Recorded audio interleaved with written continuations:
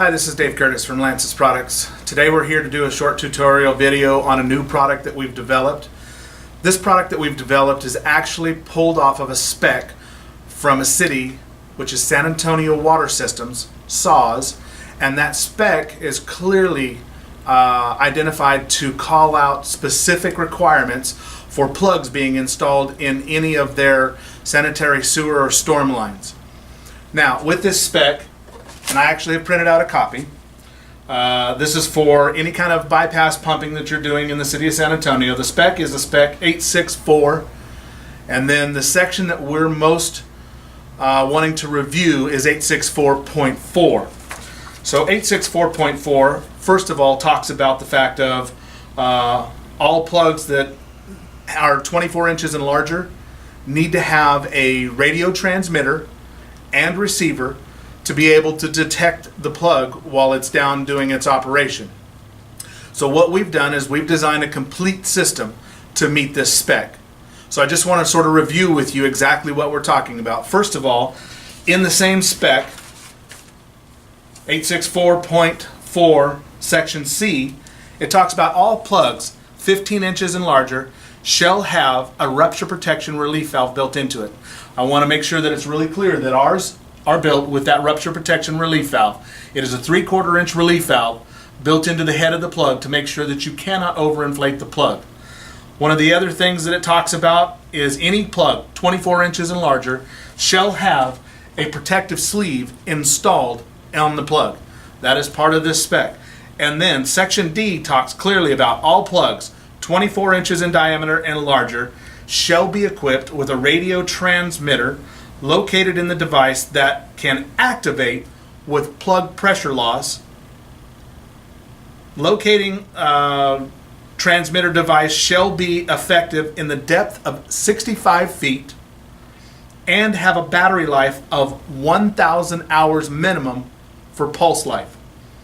So what we've designed and what we have done is we've joined venture with CDI, and we have developed a plug that actually will meet this spec 100%. We've built a chamber in the rear of this plug to be able to house the transmitter device. So this transmitter by the spec is a transmitter system that actually has a pressure switch into the end of it, because per that spec the transmitter must activate at pressure loss. So we've got this designed to activate at pressure loss. This plug is designed to have 15 psi on its inflation pressure. This transmitter will turn on 5 psi below at 10 psi. So with that being said, I want to sort of show you the steps of how to install this into the plug and then how the operation of this transmitter receiver package works to meet San Antonio Water Systems spec 100%. Okay, so for the second part of our video, we just want to simply go through the assembly of both the transmitter and receiver side of the package. Now your receiver, I've already gone through this. It's pretty simple and easy. You're just going to open the rear case when you get this, install your batteries, and then you should be able to fire it up, turn it on to make sure that you're actually going to draw signal. Okay? As far as the transmitter is concerned, with your transmitter, it's 5 D-cell batteries, and we're going to insert these little spacers in between each battery. Now the spacers aren't really needed for our application, but we might as well use the tool the way it's designed. This is normally for oil and gas application, and it helps as far as vibration, things of that nature, to help not make the transmitter as sensitive.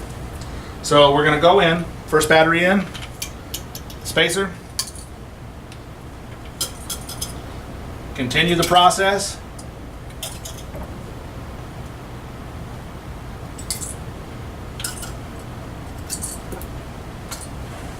And then from there, it's just sealing up the back to be able to lock it down. And as you can see, as I'm just barely getting the cap to thread back in, it is transmitting, and the receiver's already showing the signal being as good as it needs to be. Now the second thing that we want to do is we actually want to test the pressure switch on the end tip. Now I've actually rigged a fitting to the end of this to where I can pressure test this switch with just some shop air to make sure that this is going to turn off and turn on correctly. So we're going to do that right now.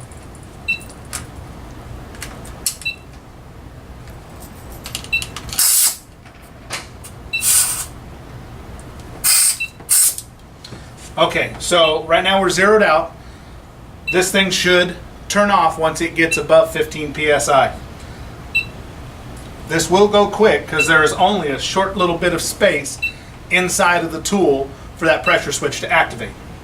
So as we slowly open this up, trying to do it gentle. Now we've jumped up to 25 psi, but it clearly has already shut off the transmitter. Now we're going to bleed this thing back down. This plug is designed to be inflated to 15 psi. So that transmitter, once it goes below that 15 psi, and if it was to show pressure loss, this transmitter is going to turn back on at that point in time. So we're going to pull the shop air away from it, and we're going to begin to bleed this off really slow.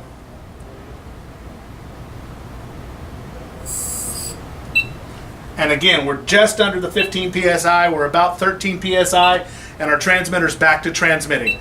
So again, this is just to prove that this package can do what is needed to meet this spec for the City of San Antonio water systems. Now last, to be able to install the transmitter into the plug, really simple operation. We've actually got the transmitter itself. Inside of this chamber, we actually have some foam inserts that we're going to be able to slide this into. It's nothing more than being able to slide the transmitter into the back of the chamber.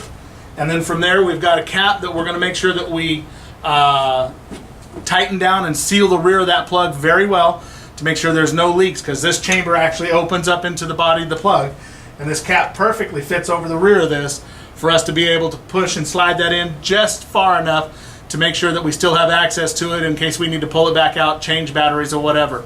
By the way, the transmitter itself, with way it's set and designed for the pulses, this transmitter is set to where you're going to get about 1,350 hours of battery life. There is a Field Smart switch that you can get that comes with the package. This Field Smart switch or link, actually you can slow down the pulses on your transmitter, and you can more than double or come to double your battery life. Okay, but most everybody is going to want to have the strongest pulsing and still be able to meet the spec. Again, our spec calls for, and just as a review, any plug over 24 inches has to have a transmitter and receiver package, has to be activated with pressure loss, so we've got our pressure switch, has to be detectable at 65 feet of depth, and have a minimum of 1,000 hours of battery life. And again, with this field link, you can go into your computer and actually program your transmitter to slow down the pulses to double the life of the batteries. Most wouldn't need that, because by the time you put the batteries in and put your plug into place, you pressurize the plug, it's going to shut off and it's going to sit there dormant, so you wouldn't need that. Okay, now that we have the plug assembled and the transmitter installed into the plug, you're ready to turn on your receiver to be able to show that you're actually getting signal. Note that this receiver and transmitter package is made to where it needs to stay horizontal to the actual transmitter that's built inside of the plug. You don't really want to point the tip at it. As you can see, it'll drop the signal out. It needs to stay horizontal as you follow it down the line and the pipe as you're walking down the road to be able to keep that up. As it gets deeper in depth, you'll have to work on turning the gain up to make sure that you're going to get this signal. The shot distance that we have here is about 80 feet. I'm going to do one more short clip video and actually show you that at 80 foot, with this drop down out of sight through the concrete, rebar, and soils, it will still pick up that transmitter, showing that it's going to get it and show that it's receiving its signal. Again, this is a magnetic pulsing transmitter, not like radio frequency, so this does not have to be in the line of sight. You can see this and detect this through soils, concrete, pipe, rebar. It'll cover all of it. Okay, again, we're now at over 80 feet of distance from where I'm standing to where the plug is standing. You can see the sensitivity is still at 1. We're going to have to really crank this thing up a little bit to get that to actually read. So I'm going to have them drop the plug down below the surface right now, and that way we're going to turn this thing up to show that it's going to be able to receive that transmitter. Go ahead and lower our plug.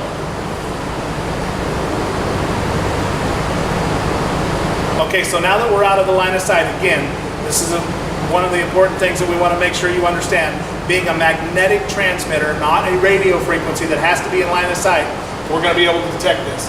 Now this is going to be very sensitive, so as we go up, and I'm starting to kick the gain up,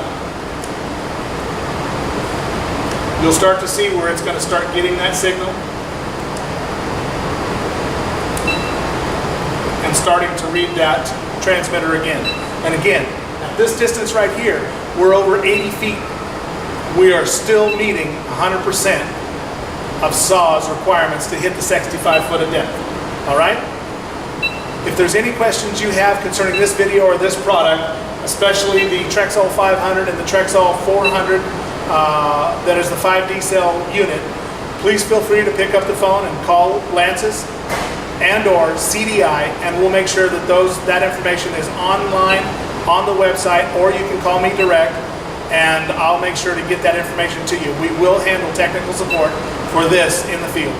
Last thing I want to touch base on the Trexol unit, and the unit that we have is the X400. It's the 5-cell transmitter, and then we've got our Trexol 500 receiver.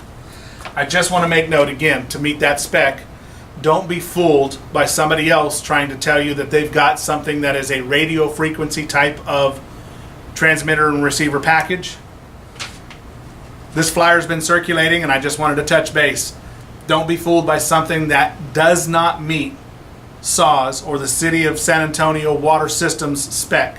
This is a radio transmitter. This is only being able to be detectable within the line of sight. So if the plug actually does lose pressure and go down the line, and if it hits a corner or a bend and gets out of the line of sight, you lose the plug, it's gone. So with this system, we are meeting that spec 100% to say that you can track this thing without physically ever having to see it. And CDI and LANSAS products are so confident on the tracking abilities of this plug, you can physically be able to pinpoint this wherever it's lost in a line, and if you had to excavate to go down to it, you would actually physically be within the 12-inch range of where that plug and transmitter is physically sitting directly below in the surface. It will be that accurate. Curtis with LANSAS products. Through some of the training videos that we've done, we want to make sure that you take note to follow all safety precautions and procedures when handling pipe plugs or pipe testing equipment. Make sure you're also following any regulations, whether it be city, state, or county, and follow the guidelines of your confined space entries. So thank you again for taking the time to watch our video, and we look forward to you having a safe day and completing your project correctly.